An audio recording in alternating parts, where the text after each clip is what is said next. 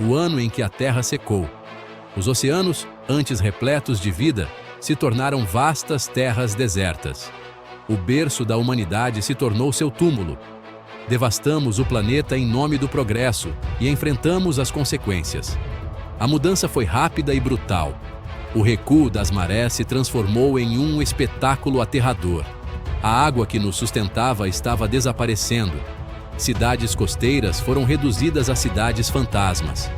Governos lutaram por respostas e soluções. A verdade dura e aterradora se tornou inegável. Enfrentamos uma catástrofe ecológica sem precedentes. Rumores começaram a circular. Sussurros carregados pelo vento que falavam de antigas profecias e tradições há muito esquecidas.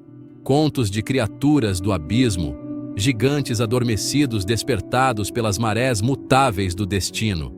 Lendas descartadas como mera superstição, agora ecoando com uma ressonância inquietante. A comunidade científica, diante do inexplicável, lutava para fornecer respostas. Teorias foram propostas, debatidas e, finalmente, descartadas.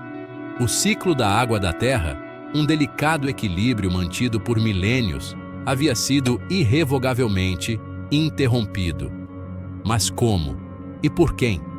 As respostas, quando finalmente chegaram, não vieram das estrelas ou das profundezas da Terra, mas dos próprios sussurros, agora amplificados em um coro de terror. As criaturas da lenda, os habitantes das profundezas, haviam se levantado. Era um dia como qualquer outro. O sol nasceu, lançando seu brilho dourado sobre um mundo que já estava cambaleando com o recuo das marés. Mas este dia seria diferente. Este dia seria gravado nos anais da história como o dia em que a água desapareceu. Começou devagar, quase imperceptivelmente. As poças restantes, os últimos vestígios dos outrora poderosos oceanos, começaram a encolher, suas superfícies brilhando com uma iridescência não natural. Então, com uma velocidade que desafiava a lógica, a água sumiu. Evaporou no ar rarefeito, deixando para trás apenas a terra seca, e um silêncio tão profundo, tão absoluto, que era ensurdecedor. E então, das profundezas do fundo do mar recém-exposto, eles emergiram. No início, havia apenas silêncio. Um silêncio sinistro e inquietante que cobria o mundo.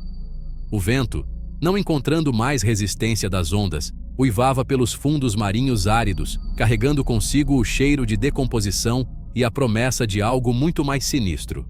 Então veio o som, um tremor baixo e estrondoso que abalou os próprios alicerces da terra. Ficou mais alto, mais perto, até que se tornou uma verdade inegável. Algo estava se movendo lá fora, no vasto vazio que antes era nosso oceano. Terror, primal e instintivo, tomou conta dos corações dos homens, pois naquele momento nós sabíamos. Não éramos mais os donos deste planeta. Éramos presas. Seção 5. Um tsunami quitinoso.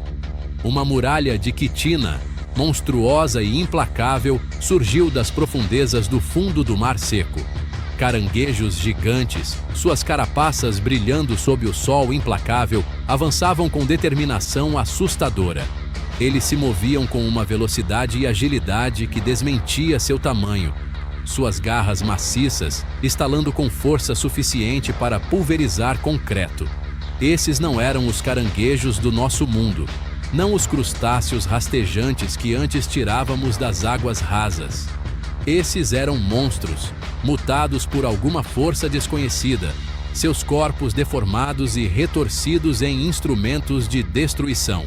Eles vieram em uma maré aparentemente interminável, seus números desafiando a compreensão.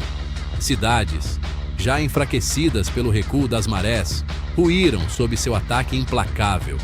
A humanidade, pega de surpresa, só pôde assistir com horror ao mundo que conhecia ser dilacerado.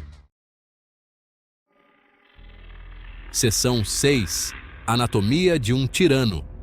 Os caranguejos gigantes eram uma paródia grotesca de seus irmãos menores. Suas carapaças eram irregulares e pontiagudas, cobertas por um exoesqueleto espesso. Suas garras, maciças e poderosas, eram suas armas primárias. Um único golpe poderia cortar vigas de aço ou esmagar barreiras de concreto. Mas talvez seu aspecto mais assustador fosse seu tamanho. Eles eram a materialização de pesadelos. Seção 7. O mundo em ruínas. O mundo como o conhecíamos ruiu. Governos caíram, seus sistemas de ordem cuidadosamente construídos entrando em colapso. Cidades, outrora símbolos da engenhosidade humana e do progresso, tornaram-se campos de batalha, suas ruas repletas de destroços da civilização e cadáveres dos caídos. O ar, antes cheio dos sons da vida, agora era denso com o fedor da morte e da decadência. Os céus, antes uma tela para sonhos, estavam sufocados pela fumaça de cidades em chamas e pela poeira de concreto estilhaçado. O sol, antes uma fonte de calor e vida, agora batia forte em um mundo moribundo. A humanidade, antes a espécie dominante neste planeta, foi reduzida a poucos e desesperados sobreviventes, lutando pela sobrevivência contra um inimigo que parecia imparável. O mundo havia mudado, e o futuro, antes brilhante com promessas, agora estava envolto em trevas. Seção 8. Fragmentos de esperança. No entanto, mesmo diante de tamanho desespero avassalador, o espírito humano resistiu. Nas ruínas do nosso mundo destruído, em meio aos destroços de nossas cidades caídas, a esperança brilhava como uma vela ao vento. Pequenos grupos isolados de sobreviventes surgiram, unindo-se para a proteção mútua. Eles vasculhavam em busca de comida e suprimentos, buscando refúgio em edifícios abandonados e bunkers subterrâneos. Eles aprenderam a se adaptar, a improvisar, a lutar contra as criaturas monstruosas que haviam reivindicado seu mundo. Eles compartilharam histórias de coragem e resiliência, de ataques ousados a ninhos de caranguejos e defesas desesperadas contra adversidades esmagadoras. Eles se agarraram à crença de que um dia, de alguma forma, eles recuperariam seu mundo. Seção 9. A vida na sombra de gigantes. A vida na sombra dos caranguejos gigantes era uma luta constante pela sobrevivência. Cada dia era uma luta desesperada contra a fome e a sede. Os sobreviventes viviam em constante medo, atentos aos tremores que anunciavam os caranguejos. Longe estavam os dias de conforto e conveniência. Eletricidade era uma lembrança distante, substituída por velas e fogueiras. Seção 10. A vontade de sobreviver. Mas mesmo neste mundo hostil e implacável, o espírito humano encontrou maneiras de resistir. Os sobreviventes formaram comunidades unidas, compartilhando o pouco que tinham e contando uns com os outros para obter apoio. Eles encontraram consolo em suas experiências compartilhadas, em sua luta comum contra probabilidades impossíveis. Eles contavam histórias, cantavam canções e criavam arte, agarrando-se aos resquícios de sua humanidade em um mundo que parecia determinado a despojá-los de tudo que amavam. Eles ensinaram a seus filhos sobre o mundo que foi, incutido neles a esperança de que um dia eles pudessem reconstruí-lo. Pois eles sabiam que enquanto um único ser humano respirasse, a luta não estaria terminada. Enquanto houvesse vida, haveria esperança. E enquanto houvesse esperança, haveria um futuro. Seção 11.